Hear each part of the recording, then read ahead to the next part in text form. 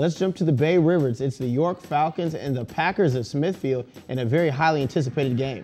First place is on the line. Indeed, Matt, you've got Smithfield at home in front of their fans wanting to give them something to cheer about. York trying to come in and spoil their home game here as you've got two evenly matched teams. This figures go right down to the wire here, and starting things right off here, it's going to be the York Falcons with the carry. As you see, nice run right there, getting them positive yardage, and they're off and rolling. That's right, the running game of York, very well established and known, but you see this Packer defense making plays, getting into the backfield and not allowing York much room to work with on the ground, and you see it here again. The Packers defense just penetrating the offensive line and making plays. No doubt about it. Number 55, the junior defensive lineman, Nicholas Kennedy, with a couple of big stops for Smithfield. And they'll get the football now as York is forced to punt.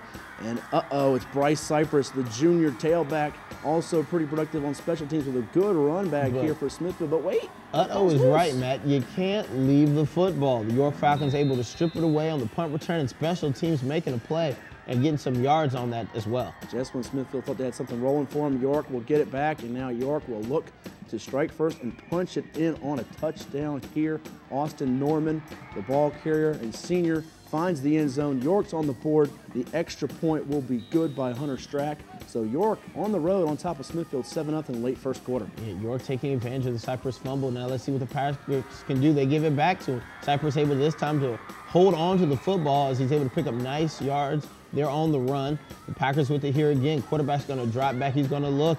He's going to have a man in the end zone, and he will take it in for the score. What a completion. Jamal Wells, the quarterback, finding his man on the touchdown there. And it's Smithfield now tying things back up here as you see James Green hauling that touchdown pass. We've got a good one here in the Bay Rivers District. That's right. And once again, we talked about it before, but the Packers defense makes another play, and it's a pick six here. Great job by the defense, but wait a minute, laundry on the field, and York dodges a bullet here. They're going to keep it.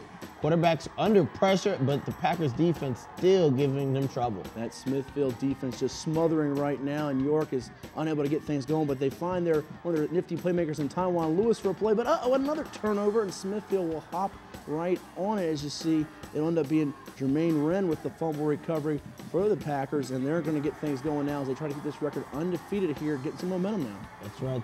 The last turnover was waved off by a penalty, but this time able to pick up the fumble, and Jamel going back into the end zone, finding another receiver for another touchdown pass here for the Packers. So Jamal Wells finds Markel Curry for the touchdown, measures 24 yards, extra point is up and good by Jacob Anderson. It's 14-7 in favor of the host Packers now, and Smithfield looking for more. It's Wells on the run, but it'll be a loose football, and it's a scoop and score opportunity. Stephon Smith, he'll rumble in 71 yards for the touchdown. York has life. They're back in it. Yeah, the quarterback's got to do a better job protecting the football when he's under pressure, but credit Smith, able to pick up the loose ball, scoop, and score. The extra point is up, and it will be good for no good. 14-13 our score here, so we'll see if that missed extra point will come back to hurt York.